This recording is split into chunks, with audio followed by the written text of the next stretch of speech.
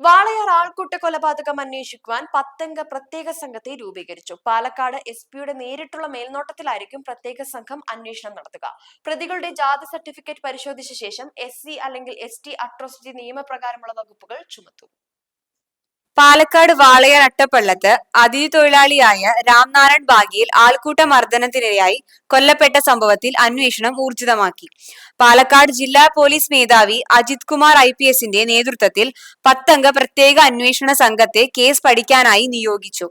Case diary crime branch DYSPക്ക് കൈമാറിയതായും കൃത്യമായി ശാസ്ത്രീയ തെളിവുകളുടെ അടിസ്ഥാനത്തിൽ അന്വേഷണം പൂർത്തിയാക്കുമെന്ന് ജില്ലാ പോലീസ് മേധാവി അറിയിച്ചു.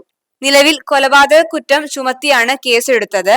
എങ്കിലും ഇത് ആൾക്കൂട്ട കൊലപാതകമായി തന്നെ പരിഗണിച്ച് ശക്തമായ നടപടികൾ സ്വീകരിക്കുമെന്ന് അധികൃതർ ഉറപ്പു നൽകി. സംഭവവുമായി ബന്ധപ്പെട്ട് അട്ടപ്പാളം സ്വദേശികളായ 5 പേരെ ഇതിനോടകം പോലീസ് അറസ്റ്റ് ചെയ്തിട്ടുണ്ട്. പ്രതികളായ അനു, പ്രസാദ്, മുരളി, അനന്തൻ, വിപിൻ എന്നിവരെ കോടതി റിമാൻഡ് ചെയ്തു. മർദ്ദനത്തിൽ 15ഓളം പേർക്ക് പങ്കുണ്ടെന്നാണ് പോലീസിന്റെ പ്രാഥമിക നിഗമനം.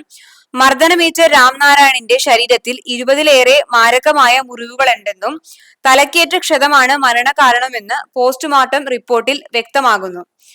മോഷണക്കുറ്റം ആരോപിച്ചും ബംഗ്ലാദേശിയാണോ എന്ന് ചോദിച്ച് മണിക്കൂറുകളോളം യുവാവിനെ വിചാരണ ചെയ്യുകയും ക്രൂരമായി മർദ്ദിക്കുകയും ചെയ്തതായി ദൃശ്യങ്ങളിൽ നിന്ന് വ്യക്തമാകുന്നു.